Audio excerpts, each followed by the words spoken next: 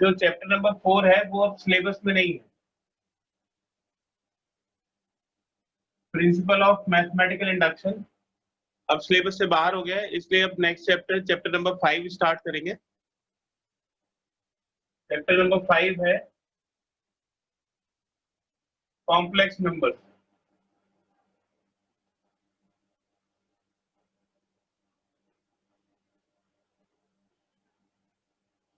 देखिए जो पूरा चैप्टर है ये इस चीज के ऊपर डिपेंड करता है कि under root of a negative number, अगर किसी नेगेटिव नंबर का अंडर रूट निकालोगे तो अभी तक आपने पढ़ा कि एग्जिस्ट नहीं करता है, इज नॉट रियल।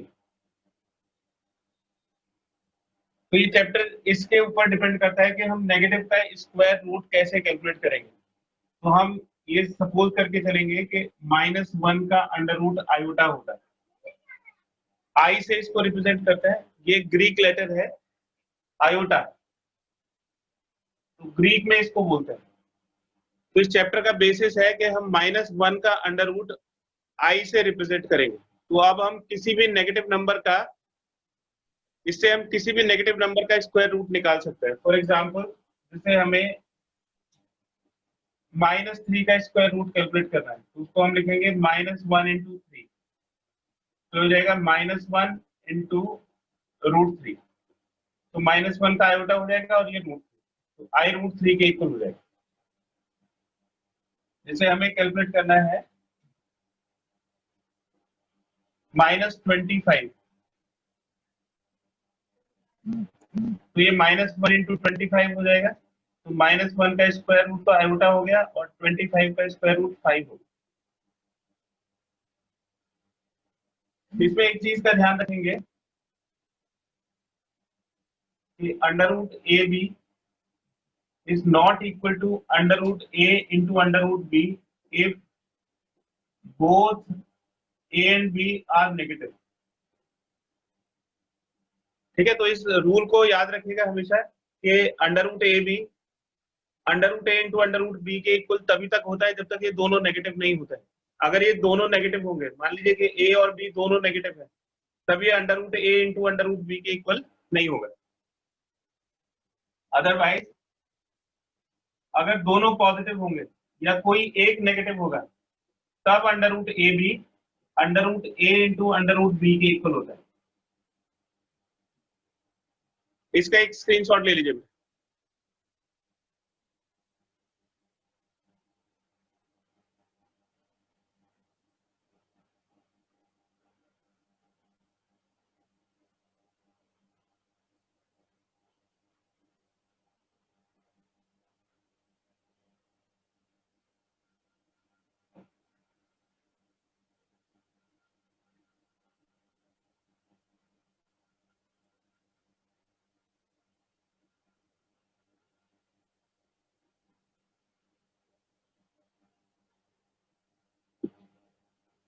अब देखिए जो आयोटा है वो अंडर रूट ऑफ -1 के इक्वल होता है, तो अगर इसको स्क्वायर कर देंगे तो ये अंडर रूट हट जाएगा और ये -1 के इक्वल हो जाएगा, तो आई स्क्वायर -1 के इक्वल होगा। और अगर क्यूब करेंगे तो ये हो जाएगा आई स्क्वायर इंटू आयोटा, तो आई स्क्वायर की वैल्यू -1 हो जाएगी और ये आयोटा है तो ये माइनस आयोटा के इक्वल हो जाएगा। तो इसको आपको याद रखना है कि आई स्क्वायर -1 के इक्वल होता है और आई क्यूब माइनस आयोटा के इक्वल होता है। आई रेज़ पर 4 कैलकुलेट करोगे तो ये आई स्क्वायर का स्क्वायर हो जाएगा, यानी कि -1 का स्क्वायर, तो -1 का स्क्वायर 1 हो जाएगा। तो ये 3 बेसिक फॉर्मूले हैं, इनको याद रखना है। आई स्क्वायर -1 के इक्वल होता है, आई क्यूब माइनस आयोटा के इक्वल होता है और आई रेज़ पर 4 1 के इक्वल होता है।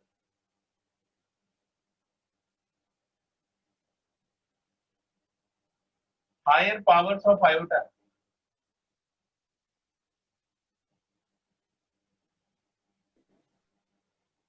are calculated using I raised by 4 as the base. तो अगर आई की इससे ज्यादा पावर्स होंगी तो फिर हम आई रेज पर 4 को बेस लेके फिर उसको कैलकुलेट करेंगे। फॉर एग्जांपल हमें आई रेज पर 31 की वैल्यू कैलकुलेट करनी है,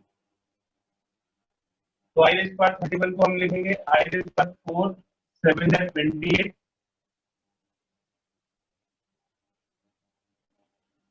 तो मल्टीप्लिकेशन में पावर ऐड हो जाती है। देखिए 4 7 जा 28 है और 28 प्लस 3 31 हो गया। तो आई रेज पावर 31 को हम इस तरह से ब्रेक करेंगे।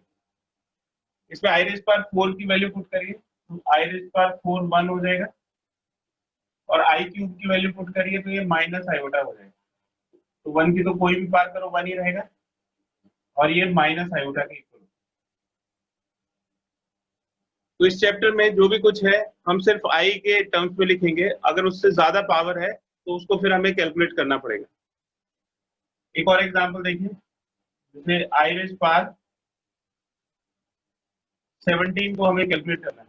तो आई रेज पावर 17 हो जाएगा, आई रेज पावर 4 को बेच देंगे तो ये 1 की पावर 4 हो जाएगा और आई की पावर 1 आयोटा, ये आयोटा के इक्वल हो जाएगा। I raise power 17 is equal to आई।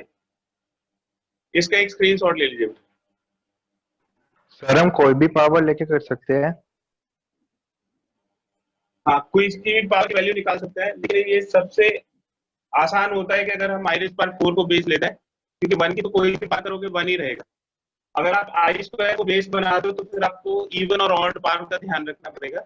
इसलिए हम हमेशा आई रेज पावर 4 को बेस लेके करेंगे तो वो ज्यादा आसान पड़ेगा।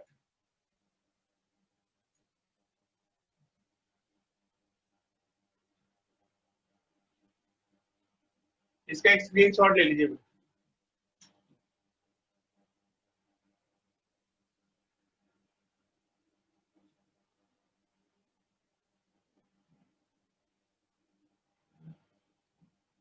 इसके बाद टॉपिक है इमेजिनरी नंबर।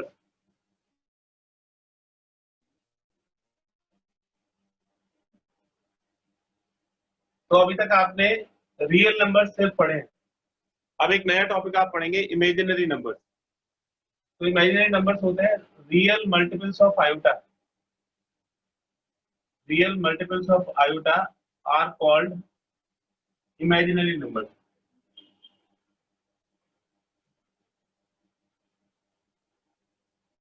तो आई को किसी भी रियल नंबर से मल्टीप्लाई कर दो तो एक इनमें नंबर बन जाएगा। जैसे अगर मैं इसको 2 से मल्टीप्लाई कर दूं 2 आयोटा, तो ये एक इमेजिनरी नंबर है क्योंकि 2 रियल है। √3 आयोटा, √3 रियल है तो रियल मल्टीपल ऑफ आयोटा होगी -1/2 iota, 3/5 iota etcetera. All these are imaginary numbers. फिर उसके बाद आता है कॉम्प्लेक्स नंबर।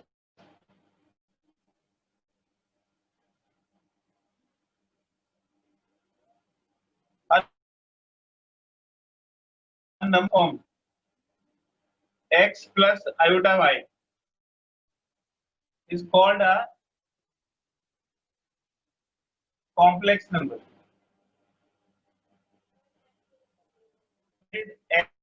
x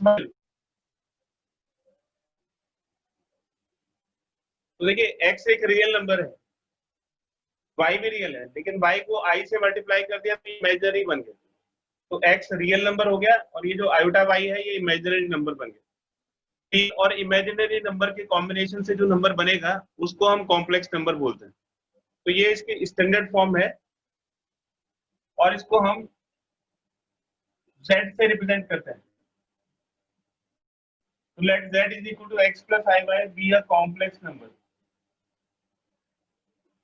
तो इसको हमने एक कॉम्प्लेक्स नंबर सपोज किया।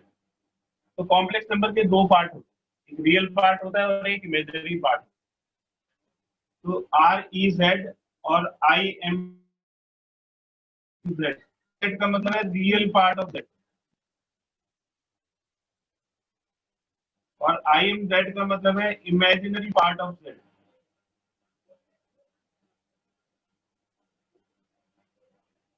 तो ये जो पार्ट है ये रियल पार्ट हो गया x और i का जो कोफिशिएंट है वो इमेजिनरी पार्ट होगा।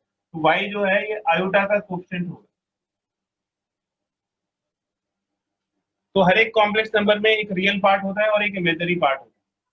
तो मैं एक टेबल बना रहा हूँ, छोटी सी टेबल, आपको उसमें रियल और इमेजिनरी पार्ट बताना है।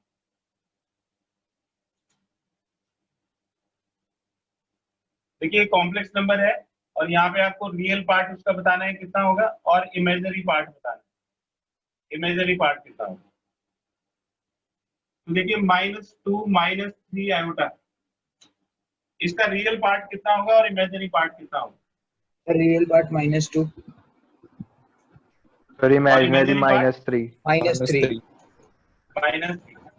अगर कॉम्प्लेक्स नंबर 4 है तो रियल और इमेजिनरी पार्ट कितना होगा? सर रियल पार्ट -2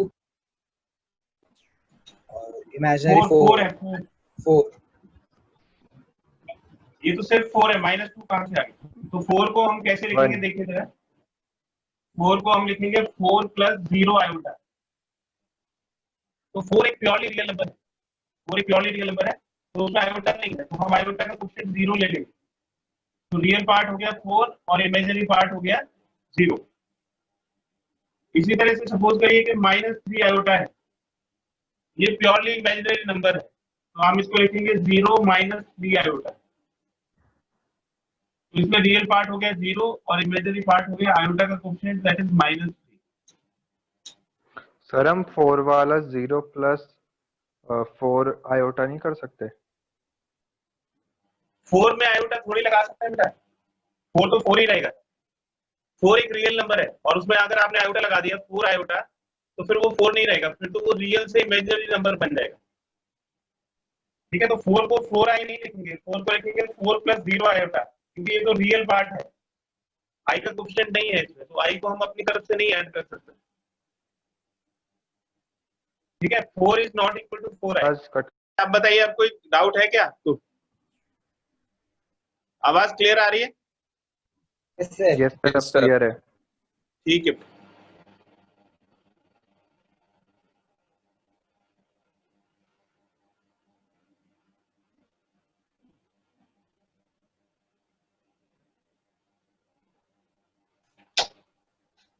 तो देखिए एक बार और इसको समझ लीजिए, जिससे रियल पार्ट ऑफ दैट और इमेजिनरी पार्ट ऑफ दैट आपको पता है।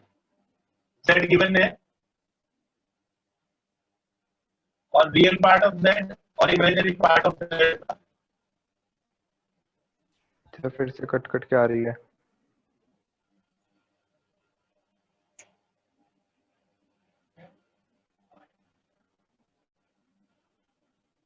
फिर आवाज में प्रॉब्लम हो रही है बेटा अभी नहीं? यस सर, बीच बीच में। चलो ठीक है, देखो दिखाई तो देगा ही, थोड़ा सा मैनेज करो, थोड़ी देर में सही हो जाएगी आवाज। Okay sir. देखिए z है जैसे 2 + 3 आई और ये है 3 - 4 आई, -2 4 5 आई -3 आई। इन सब के रियल पार्ट और इमेजिनरी पार्ट को बताइए। इसमें रियल पार्ट कितना होगा? सर 2 और इमेजिनरी पार्ट 3 इसमें रियल पार्ट क्या होगा? 3 इमेजिनरी पार्ट -4 -4 -2 में रियल पार्ट कितना होगा? -2 -2 और इमेजिनरी पार्ट -2 + 0 आई और 0 आई। तो इसको लिखेंगे -2 + 0 आई। इसी तरह से 4 हो जाएगा, 4 + 0 आएगा, ये 4 और ये 0। इसमें बताइए 5 आई में क्या होगा? रियल पार्ट कितना होगा और इमेजिनरी पार्ट कितना होगा? 0 रियल पार्ट 5। 0 और imaginary imaginary part 5। Real part 0 हो गया और इमेजिनरी पार्ट 5 हो। और -3 आई में 0 रियल और इमेजिनरी -3 0 और -3। तो अब देखिए ध्यान रखिए कि अगर रियल पार्ट 0 है, रियल पार्ट 0, जैसे ये वाला नंबर है और ये वाला नंबर है, तो हम बोलेंगे कि that is purely imaginary, that is purely imaginary.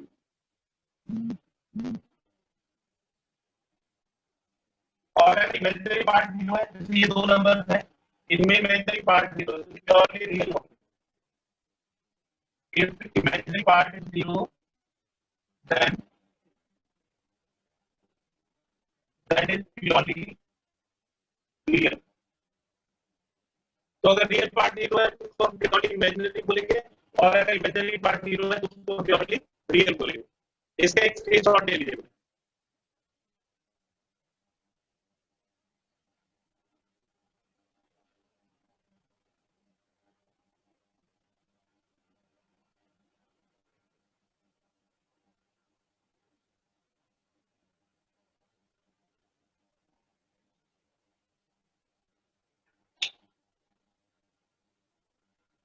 Next topic है modulus of a complex number.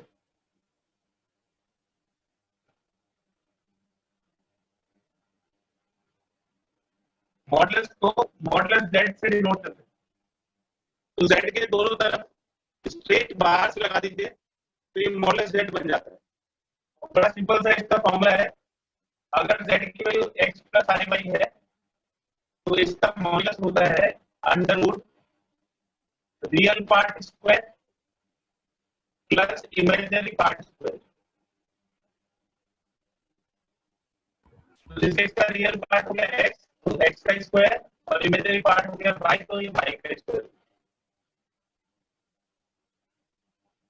ये z है और ये मॉडुलस z है।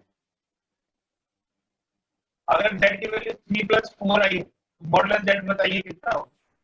माइनस 2 माइनस आई है तो कितना होगा, 3 आई है तो कितना होगा और 4 है तो कितना होगा।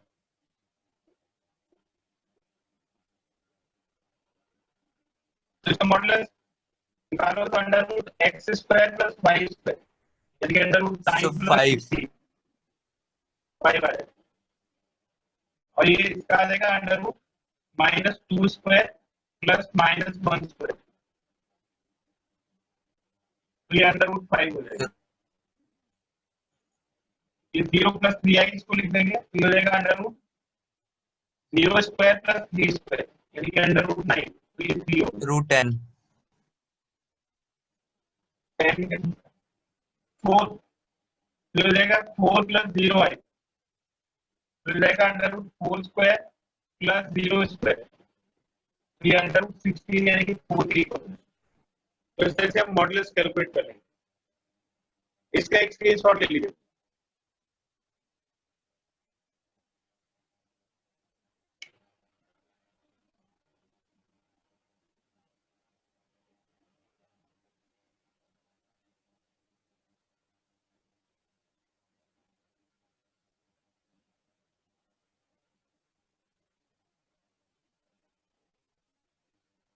नेक्स्ट टॉपिक है conjugate of a complex number.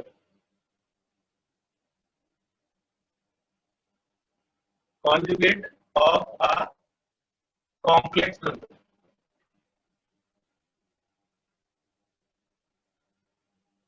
इसको हम z बार से डिनोट करेंगे। तो z के ऊपर एक बार का सिंबल लगाएंगे, ये उसके कॉन्जुगेट को डिनोट करेंगे। तो इसके लिए for z bar I is replaced by minus I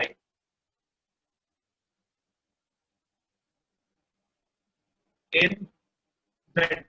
तो कॉम्प्लेक्स नंबर दिया हुआ है उसमें Z को Z के अंदर I को माइनस I से रिप्लेस कर दीजिए, बस I को रिप्लेस करना है तो Z बार बन जाएगा। देखिए Z है और हमें Z बार कैलकुलेट करना है। तो अगर हम Z को लेते हैं x प्लस आयोटा y तो z बार हो जाएगा x माइनस आयोटा y और इसका मॉडुलस कितना होगा। सर आयोटा आपने पहले लिखा हुआ है। हाँ ये x प्लस आयोटा y है ना, तो आयोटा को माइनस आयोटा से रिप्लेस कर दिया तो i is replace by minus iota. तो जहां पे i है उसके प्लेस पे माइनस i लिख दीजिए तो z बार बन जाएगा। नेक्स्ट है x माइनस आयोटा y तो अब बताइए z बार कितना होगा। x plus iota y x plus iota y। अगर 4 आयोटा है तो z बार कितना हो रहेगा। सर -4 आयोटा माइनस 4 आयोटा और अगर 3 है तो कितना होगा। सर 0 आयोटा 3 है तो 3 रहेगा, 3 का मतलब है 3 प्लस 0 आयोटा तो 3 प्लस 0 आयोटा हो जाएगा 3 माइनस 0 आयोटा और 0 से कोई फर्क नहीं पड़ेगा। 3 का अगर आप कॉन्जुगेट निकालोगे तो 3 रहेगा। तो अब इसमें एक प्रॉपर्टी देखें कि if z is equal to z बार तो जो टेबल है इसमें z बार के इक्वल कब होगा, इन दोनों क्वांटिटीज कब इक्वल होंगी। That's the imaginary part now. हाँ, जब इमेजिनरी पार्ट ना हो, और जब इमेजिनरी पार्ट नहीं होगा तो उस कॉम्प्लेक्स नंबर को हम क्या बोलते हैं? जिसके इमेजिनरी Sir, पार्ट होता है purely real complex number. Purely real. तो अगर z z बार के इक्वल होता है तो वो प्योरली रियल होता है। एक तो ये इंपॉर्टेंट प्रॉपर्टी है, और दूसरी इंपॉर्टेंट प्रॉपर्टी देखिए, अगर हम z को लेते हैं x प्लस आयोटा y, तो इसका मॉडुलस आएगा under root X square plus Y square. और अगर हम z बार निकालते हैं, z बार का मॉडुलस निकालते हैं, तो ये हो जाएगा x माइनस आयोटा y, तो इसका हो जाएगा X square plus minus Y का स्क्वायर, और माइनस वाई का स्क्वायर करोगे तब भी ये X square plus Y square. तो मॉडुलस दोनों का सेम होगा। आप इसका मॉडुलस निकालो या इसका मॉडुलस निकालो, दोनों का मॉडुलस सेम आएगा। तो प्रॉपर्टी क्या बनती है कि z और z बार का मॉडुलस सेम होता है। Modulus z is equal to modulus z bar. इसका एक स्क्रीनशॉट ले लीजिए।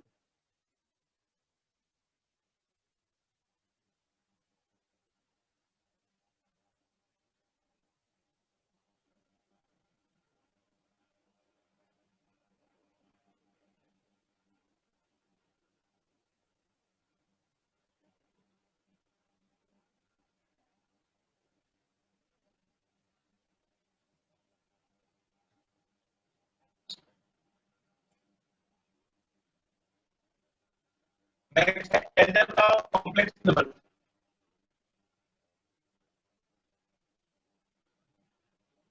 अलजेब्रा का मतलब होता है कि प्लस कैसे करेंगे, माइनस कैसे करेंगे, मल्टीप्लिकेशन कैसे करेंगे और डिवीजन कैसे करेंगे। अगर आपको कॉम्प्लेक्स नंबर को प्लस माइनस मल्टीप्लिकेशन और डिवीजन करना है तो उसके लिए कौन से रूल्स लगाएंगे? इसको एक एग्जांपल से समझते हैं। z1 है 2 प्लस 3 अल्फा, और z2 है 3 माइनस 4 अल्फा। तो सबसे पहले हम z1 प्लस z2 कैलकुलेट करते हैं। तो इनकी वैल्यू सब्स्टिट्यूट कर दीजिए 3 माइनस 4 अल्फा। और इसके लिए आपको कोई रूल जानने की जरूरत नहीं है, जिस तरह से ऐड करते हैं वैसे ही करेंगे।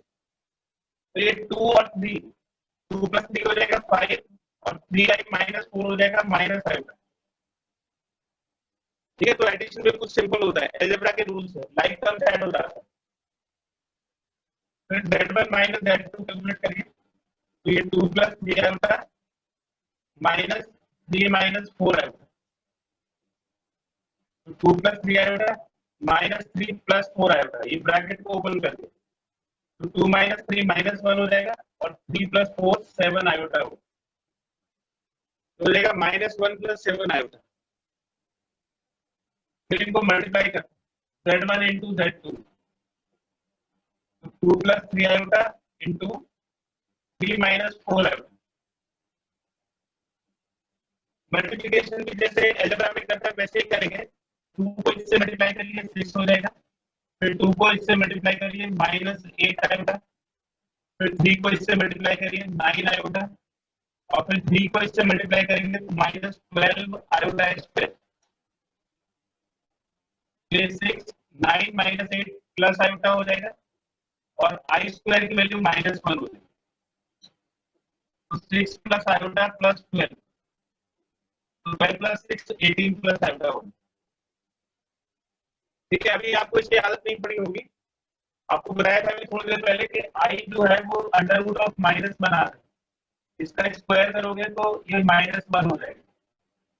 आई क्यूब माइनस आयोटा के इक्वल होता है, और आई के पास 4 1 भी इक्वल।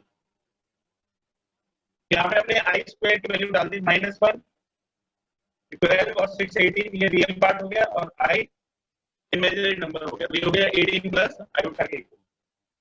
इसका एक स्क्रीनशॉट ले लीजिए।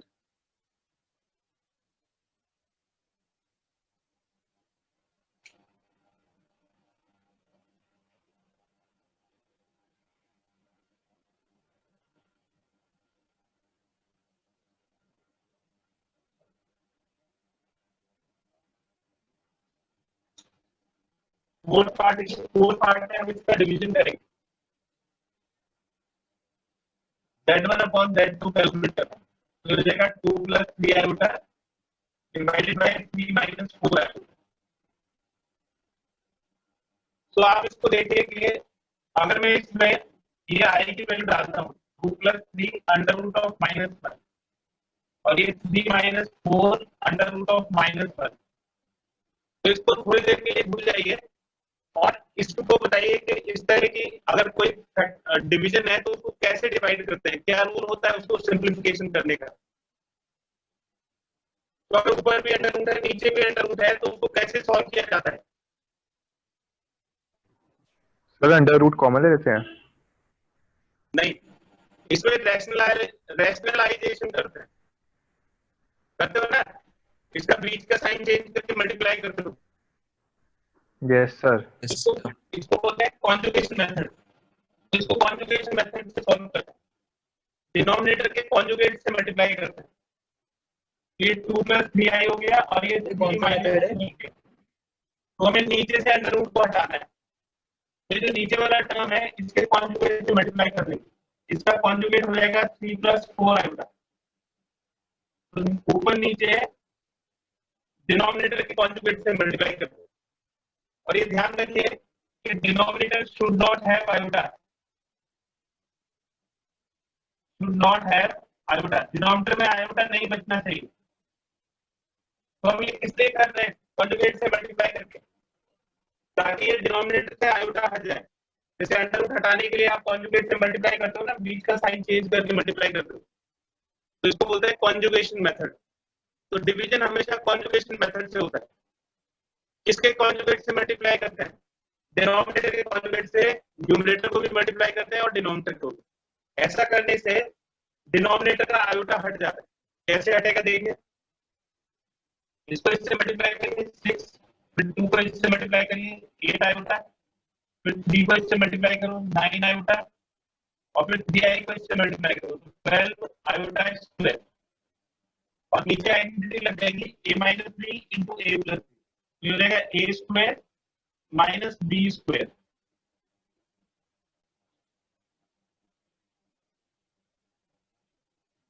तो 6 प्लस 17 आयोटा, 8 आयोटा और 9 आयोटा 17 आयोटा हो जाएगा, और आई स्क्वायर की वैल्यू -1, d का स्क्वायर 9 और ये 16 आयोटा स्क्वायर। तो 6 प्लस 17 आयोटा, ये -12 और 9 माइनस 16 इंटू -1, आई स्क्वायर की वैल्यू पुट कर दी -1, -6 प्लस 17 और 9 प्लस 16 हो जाएगा -6 plus 17 iota divided by 9 plus 16 25। लेकिन हम कॉम्प्लेक्स नंबर्स को हमेशा x प्लस आयोटा y की फॉर्म में लिखते हैं, यानी कि रियल पार्ट अलग और इमेजिनरी पार्ट अलग। इस तरह से रियल और इमेजिनरी को मिक्स करके नहीं लिखते, तो इसको सेपरेट करके लिखेंगे। ये -6/25 ये रियल पार्ट हो गया और 17/25 ये इमेजिनरी पार्ट। तो जब भी आप आंसर छोड़ेंगे किसी कॉम्प्लेक्स नंबर का तो रियल पार्ट को अलग और इमेजिनरी पार्ट को अलग करके लिखेंगे, यानी कि x प्लस आयोटा y की फॉर्म में लिखेंगे। इसका एक स्क्रीनशॉट ले लीजिए।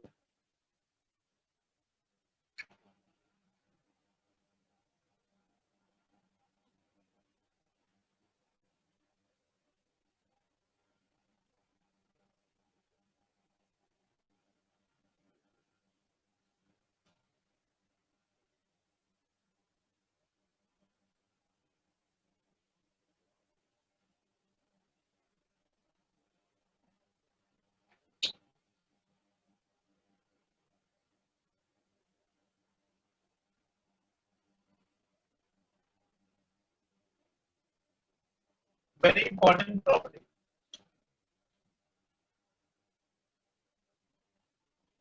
एक बड़ी इंपॉर्टेंट प्रॉपर्टी है, ये मॉडुलस को हटाने के लिए यूज होती है। Z into Z bar is equal to modulus Z का स्क्वायर।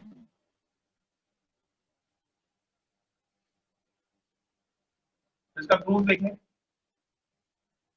हमने z को सपोज कर लिया है x प्लस आयोटा y, तो z बार हो जाएगा x माइनस आयोटा y और मॉडुलस z हो जाएगा under root X square plus Y square.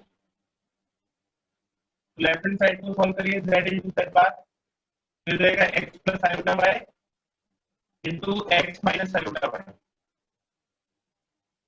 उसको मल्टीप्लाई करेंगे तो ये हो जाएगा X square minus iota square Y square. Iota square की वैल्यू डाल दीजिए -1, तो ये बन जाएगा X square plus Y square. ये लेफ्ट हैंड साइड की वैल्यू। अब राइट हैंड साइड को सॉल्व करिए तो राइट हैंड साइड है modulus Z square, modulus Z की वैल्यू डालिए under root X square plus Y square और इसका होल स्क्वायर, ये बन जाएगा X square plus Y square. So therefore left hand side is equal to right hand side. Left hand side right hand side is equal. इसका एक screenshot ले लीजिए।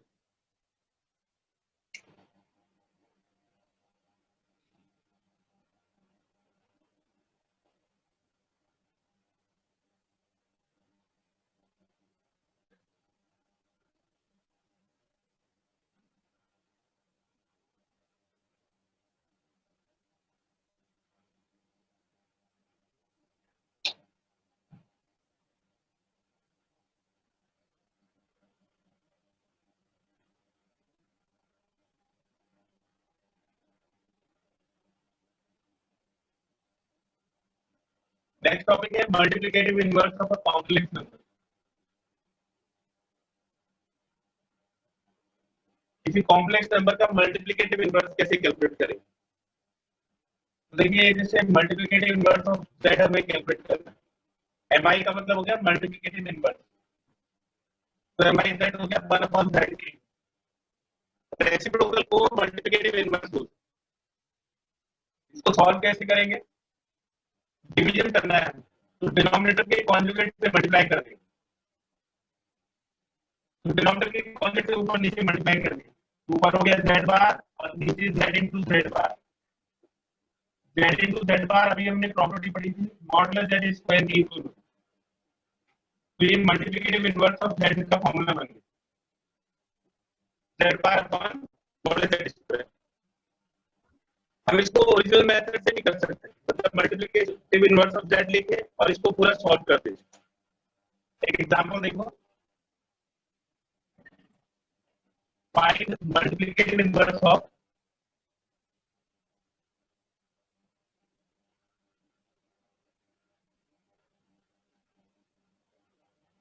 Two plus 3i। एक कॉम्प्लेक्स नंबर दिया हुआ है उसका मल्टीप्लिकेटिव इनवर्स कैलकुलेट करना। मल्टीप्लिकेटिव इनवर्स ऑफ z का फॉर्मूला लगाइए z bar upon modulus z का स्क्वायर। तो multiplicative inverse of 2 plus 3i क्या हो जाएगा? 2 प्लस 3i का conjugate divide by 2 plus 3i modulus का स्क्वायर। तो कॉन्जुगेट कैसे करना है? कॉन्जुगेट के लिए हम i का साइन चेंज कर देते हैं, तो ये 2 माइनस 3i होगा और modulus under root X square plus Y square. ये मॉडुलस हो गया और इसका स्क्वायर, तो 2 माइनस 3i और ये नीचे अंडर रूट 13 का स्क्वायर। अंडर रूट 13 का स्क्वायर हो जाएगा 13। और कॉम्प्लेक्स नंबर को हमें कैसे भी लिखना होता है? रियल पार्ट अलग और इमेजिनरी पार्ट अलग। तो हो जाएगा 2/13 माइनस 3/13 आयोटा।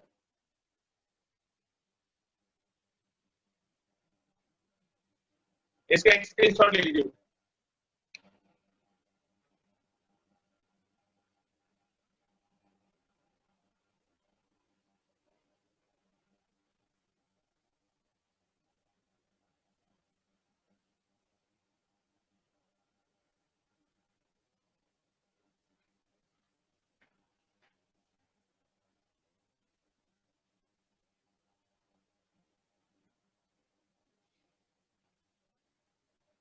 अब अपनी कॉपी पे 1 से लेके 10 तक के क्वेश्चंस करिए और जो डाउट्स आएंगे उसको पूछिएगा। और ये लिंक जो है क्लास खत्म होने वाली है, मैं आपको दूसरा लिंक भेज रहा हूँ। तब तक आप क्वेश्चंस करिए 1 से लेके 10 तक के।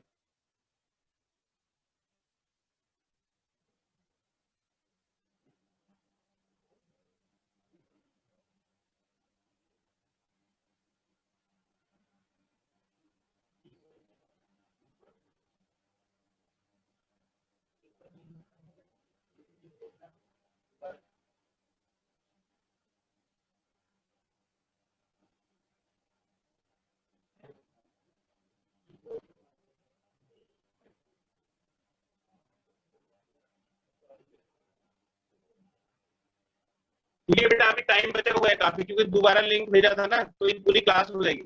आप 1 से लेके 10 तक के क्वेश्चन ट्राई करिए, जो डाउट्स आएंगे उसको पूछिएगा।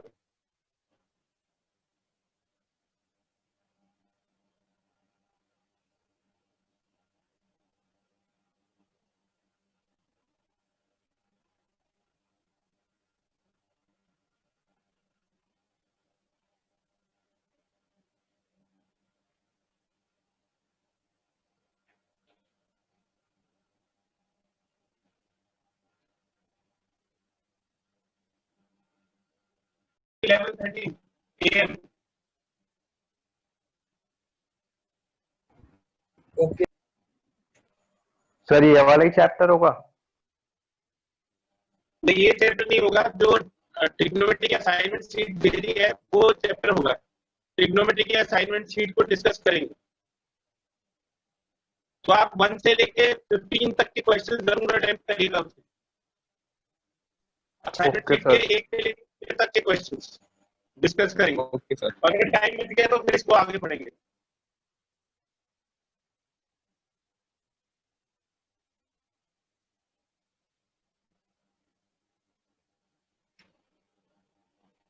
की पावर -39, आई की पावर सर। आईएस पर -39 है, तो इसको हम लिख सकते हैं 1/आईएस पर 39। जो नेगेटिव पावर है इसको नीचे ले जाओगे तो ये पॉजिटिव हो जाएगा। और इसमें आईएस पर 39 की वैल्यू कैलकुलेट करेंगे। आईएस पर 39 को कैसे कैलकुलेट करेंगे? आईएस पर 4 4 9 36 और 3, तो आईएस पर 4 1 हो जाएगा और आईएस पर 3 माइनस आई होता है, तो 1 इंटू माइनस आई होता है। ये माइनस आई होता है, तो जाएगा 1/माइनस आई होता है। डिवीजन है, और डिवीजन कैसे करते हैं? आयोटा नीचे नहीं बचना चाहिए। तो डिवीजन में आपको बताया था अभी कि जो भी डिनोमिनेटर होता है उसके कॉन्जुगेट से मल्टीप्लाई करता है। तो माइनस आई का कॉन्जुगेट बताइए क्या होगा? Sir I. आई, तो इसको आई से मल्टीप्लाई कर दीजिए ऊपर में, तो ऊपर आई हो जाएगा और नीचे माइनस आई स्क्वायर, और आई स्क्वायर की वैल्यू होगी -1। ये आयोटा ऑफ 1 1 आयोटा के इक्वल होगा, और आयोटा को हम स्टैंडर्ड फॉर्म में क्या लिखेंगे? 0 प्लस आयोटा। आईरिस पर -39 0 प्लस आयोटा या आयोटा दोनों ही वैलिड है। आप इसको ऐसे भी लिख सकते हो, ऐसे भी लिख सकते हो।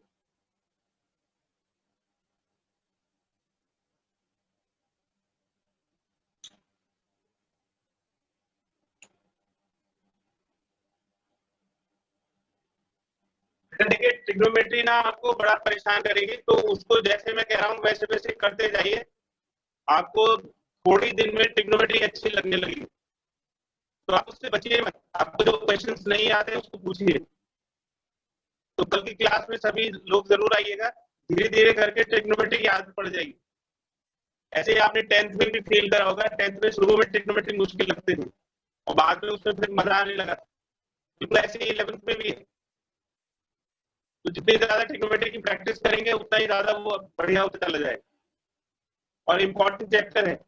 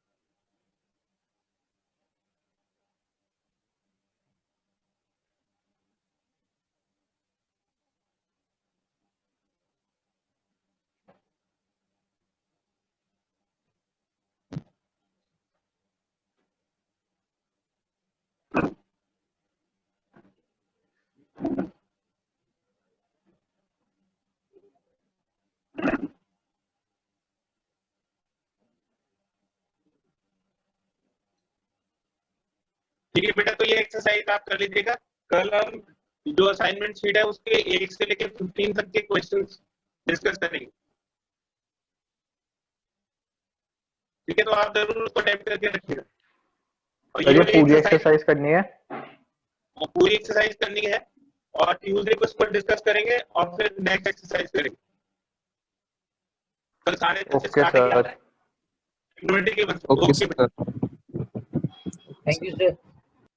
ओके।